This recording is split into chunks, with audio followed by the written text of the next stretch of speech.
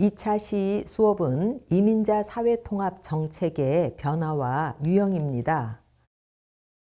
이민자 사회통합 정책이란 우리가 이제 1차 시에서 국민들을 위한 사회통합 정책이 뭐다라는 걸 했다면 지금 수업에서는 이민자에 대한 사회통합 정책을 하려고 하는 것입니다.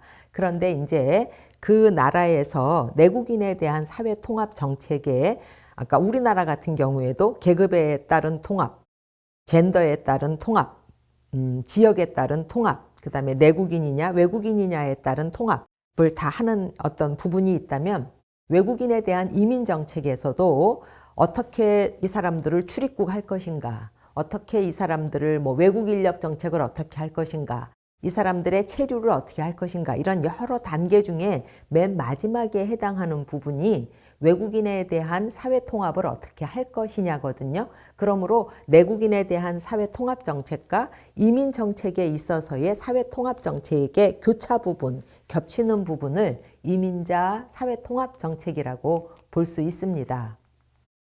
이민자의 사회통합에 대한 정책은 이민을 많이 받아들였던 전통적 이민국가에서 먼저 나왔겠죠. 그래서 미국, 캐나다, 호주, 뉴질랜드 등의 이민자 사회통합 정책이 어떻게 변화해 왔냐를 오늘 수업에서 살펴보는 거죠. 그런데 이민자 사회통합 정책은 예전에는 소셜 익스클루전이었어요. 즉 이들을 배제하는 것이었다가 최근에 오면서 이들을 포섭하는 걸로, 통합하는 걸로 소셜 인클루전으로 변했다. 이것이 결론이에요. 그러면 예전에 미국, 캐나다, 호주, 뉴질랜드 등에서 이민자의 사회통합 정책으로 통합하지 않고 이들을 배제했던, 그러니까 이들을 포함시키려고 안 했던 거예요. 이들을 배제했던 대표적인 정책 혹시 기억나세요? 미국에서는 네, 호주도 유명해요. 호주에서는 떠오르시는 거 있죠? 미국에서는 Chinese Exclusion Act라고 불렀던 거예요. 그러니까 중국인 차별 정책 또는 아시안 차별 정책이라고 불러도 마찬가지예요. 오랫동안 또는 서양에서는 그냥 중국이라고 하면 그냥 아시안을 다 대표하는 거지 딱 중국인만 중국인이라고 했던 건 아니거든요.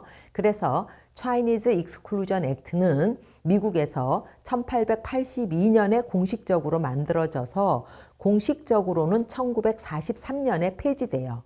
하지만 미국이 아시안에 대해서 이민을 받아들이지 않다가 이민법부터 바꾸어서 아시안을 받아들이기 시작한 게 1965년이거든요. 그러므로 19세기 말부터 1965년까지를 거의 배제법의 시기다라고 보시면 돼요. 혹시 호주와 관련돼서 화이트 오스트랄리안 정책이라는 말 들어보셨나요? 맞아요. 백호주의가 바로 이거예요. 그러면 호주에서는 백호주의가 언제 만들어졌을까요? 1901년부터 백호주의라는 정책을 써서 공식적으로 백호주의를 폐지한 것은 1973년이에요. 자, 그러면 이러한 배제법이 왜 만들어졌을까요? 그러면 미국이랑 호주에서 다 아시안에 대한 배제법이 있었으니까 왜 미국과 호주와 같은 전통적인 이민 국가가 유럽으로부터 이민을 많이 받아들였는데 중국인으로 대표되는 아시아인들을 받아들였을까를 생각해 보시면 되겠죠.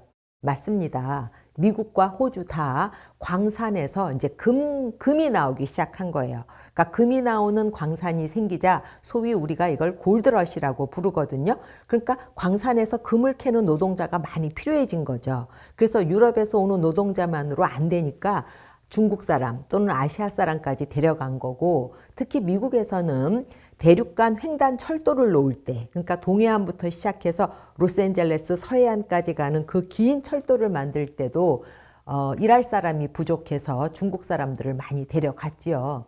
그랬는데 중국 사람들이 워낙 예전에도 숫자가 많았잖아요. 그러니까 중국 사람들이 미국이랑 호주로 들어오면서 거기 유럽 사람들보다 더 낮은 임금으로도 일을 할 수 있고 막 이러니까 미국에서도 노조에서 호주에서도 노동조합에서 이들을 막 반대하게 돼요. 그러다 보니까 이제 미국에서는 1882년에 호주에서는 1901년에 이런 사람들을 더 이상 받지 않겠다라는 이제 정책을 만들어진 거죠. 그렇다면 왜 미국에서는 1965년부터 호주에서는 1973년부터 아시안에 대한 이러한 배제가 없어졌느냐가 굉장히 중요한 질문이겠죠. 물론 첫 번째 중요한 거는 전 세계적으로 60년대라는 것이 이제 굉장히 기억할 만한 시기예요. 미국에서는 60년대라고 부르고 독일 등 유럽에서는 이를 68 운동이라고 부르기도 해요. 이것이 바로 전 세계적으로 인권에 대한 의식이 굉장히 높아진 그런 시기여서 인권에 대한 의식이 높아져서 이것을 폐지했다. 한편 맞아요. 하지만 또 그 밑에는 제2차 세계대전 이후 1960년대가 전 세계적으로 굉장한 경제적인 호황기였어요. 그러니까 경제가 막 일어날 때 노동자가 부족하니까 미국 그리고 호주 등 전통적 이민국가에서 노동자가 많이 부족해서 아시안을 받아들인 거고 특히 미국, 호주, 이제 유럽 사람들이 더 이상 안 오니까 또 아시아에 대해서 개방을 한 거다. 그렇게 보시면 돼요. 이제 배제법이 사라지고요. 적어도 1960년대, 70년대부터 아시아 사람들도 막 받아들이게 됐어요. 그런데 이제 이렇게 사람들을 통합하는 그 모델인데 정책인데 일단 동아 모형 대 다문화주의 모형으로 나누어질 수 있어요. 그러면 동아 모형이라는 거는 가장 대표적인 게 용광로 모형이에요. 혹시 멜팅 팟이라는 말 들어보셨나요? 예전에 1960년대까지 미국은 아주 자랑스럽게 미국은 멜팅 팟이요라고 얘기하기도 했어요. 그 말은 뭐냐면 미국으로 이민 오는 사람들은 미국에 오면 용광로처럼 어디에서 왔건 출신국 이런 거 상관하지 말고 언어라든지 문화라든지 사회적 특성을 자기네 나라 거를 다 그냥 버리고 미국 주류 사회랑 똑같아지는 거다라고 얘기를 한 거예요. 그래서 1960년대까지의 미국을 우리가 용광로 모형이라고 부르고요. 최근 프랑스의 사회통합 정책을 우리가 공화주의다라고 부르는데 공화주의 모형도 이런 동화 모형하고 서로 비슷한 면이 있어요. 이게 이제 60년대까지의 미국이라면 1970년대부터 다문화주의 모형이라는 게 나와요. 그 개념은 뭐냐면 우리가 샐러드 또는 무지개를 연상하시면 돼요. 샐러드 뭐죠? 방울토마토도 들어있고 뭐 브로콜리도 들어있고 양상추도 들어있어요. 여러 야채와 여러 뭐 과일이 들어있지만 다 으깨가지고 주스를 만든 건 아니잖아요. 다 갈아서 주스를 만들었다면 동화 모형인데 그냥 토마토는 토마토대로 양상추는 양상추대로 각각 자기의 성질을 유지하고 있으면 샐러드죠. 이게 다문화주의예요. 그래서 마치 무지개처럼 빨간색, 노란색, 파란색 자기의 고유 색깔을 유지하면서도 조화롭게 사는 것. 그러니까 이민자들이 출신국의 특성을 간직하면서 전체 사회와 조화롭게 공존하는 것을 가장 좋은 이상이라고 생각하는 거예요. 그래서 캐나다에서 제일 먼저 나왔고요. 호주, 뉴질랜드로 퍼졌고요. 유럽에서도 받아들여서 다문화주의 모형이 전 세계적으로 확산되었습니다. 그런데 또 살펴보면 다문화주의 내에도 여러 가지 유형이 있다라는 거죠. 예를 들면 이제 커다랗게 두 종류로만 구별을 한다면 강경한 다문화주의 또는 다른 말로 굉장히 급진적인 다문화주의와 온건한 다문화주의로 나눌 수 있을 거예요. 그러면 강경 다문화주의의 예로는 캐나다를 들고요. 온건 다문화주의의 예로는 호주, 뉴질랜드를 얘기하기도 해요. 그러면 강경한 거하고 온건한 거가 무엇에 있어서 차이가 나는지 한번 생각해 보세요. 강경 다문화주의는 이중국적도 인정하고 뭐 종교라든지 의식주라든지 여러 면에 있어서 문화적인 다양성을 인정하고 플러스 종족에 따른 정치적인 대표성까지 인정해 주는 거예요. 그거에 반해서 온건 다문화주의는 뭐 종교라든지 의식주 등 생활 방식에 있어서의 뭐 개인적인 취향이라든지 뭐 선택에 있어서의 문화적 차이를 다 인정해 줘요. 그러나 그 종족에 따른 또는 집단에 따른 정치적인 대표성 또는 뭐 어떤 정치적인 요구는 인정하지 않는 거예요. 그러므로 강경 또는 급진 다문화주의와 온건 다문화주의를 구별하는 가장 중요한 핵심은 뭔가요? 종족 또는 집단에 따른 정치적 대표성까지를 인정해 주느냐 아니냐 이겠죠. 최근에는 한 2007년, 2008년부터 유럽에서 상호 문화주의라는 말도 나오고 있어요. 그래서 캐나다를 대표로 하는 다문화주의하고 비교할 때 상호 문화주의라는 것도 있는데 영어로는 우리가 다문화주의를 그냥 멀티컬처럴리즘이라고 부른다면 상호 문화주의는 인터컬처럴리즘이에요. 그러니까 멀티컬처하고 인터컬처가 달라진 거죠. 그래서 영어상에서는 멀티컬처 하면 그냥 샐러드처럼 다양하게 각각 있는 거다 라는 그림이 그려지신다면 상호 문화주의는 인터컬처니까 다른 문화끼리 서로 이렇게 상호작용을 하자라는 상호작용을 강조하는구나 라는 이미지를 가지시면 돼요. 그래서 다문화주의가 어디에서 시작이 됐나요? 1970년대 캐나다에서 시작이 됐는데 그 배경은 캐나다에 여러 주가 있는데 캐나다, 여러분 캐나다 하면 미국 바로 위에 있는 땅이잖아요. 그래서 북아메리카 중에서 미국 바로 위에 있는 거. 그래서 캐나다의 동쪽 끝에 퀘벡주가 있어요. 그런데 퀘벡주하고 나머지 캐나다의 하고는 굉장히 다른 거예요. 뭐가 다르냐면 물론 유럽 사람들이 다 이민 가서 만들어진 것이 캐나다인데 프랑스에서 온 사람들은 주로 퀘벡에 모여 살았고요. 주로 영국에서 온 사람들은 나머지 캐나다에서 살고 있었던 거예요. 그러니까 프랑스계와 영국계 사이에 약간의 이제 갈등이 있었죠. 그래서 1960년대에 퀘벡주가 우리는 독립해서 우리만의 어떤 퀘벡이라는 나라를 만들겠다라는 분리운동이 있었다고 해요. 당시 총리가 튀루도라는 사람인데 맞아요. 지금 현재 캐나다의 총리도 튀루도죠.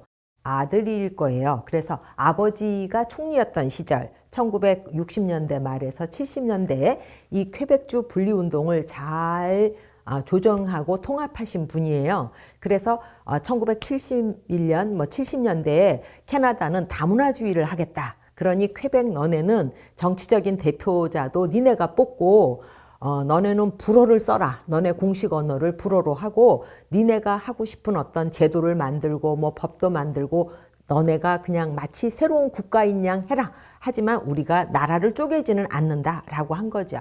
그 다음에 캐나다 헌법에도 우리는 다문화주의를 하겠다. 또 다문화주의 법이라는 거를 만들기도 해요.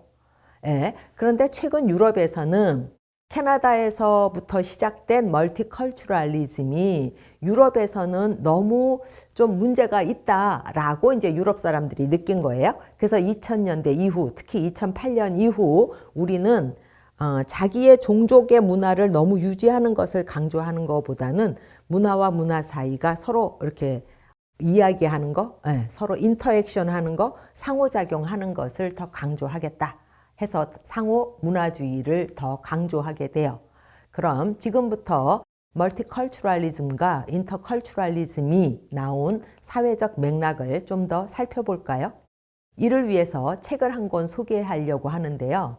벨기에 사람이고요. 벨기에 리에주 대학교의 마르티니엘로라는 사람이 1997년에 쓴 책에 이름이 있어요.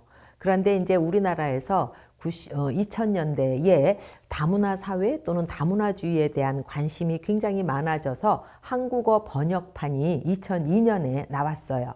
그래서 우리나라에서 번역된 책의 이름은 현대사회와 다문화주의예요.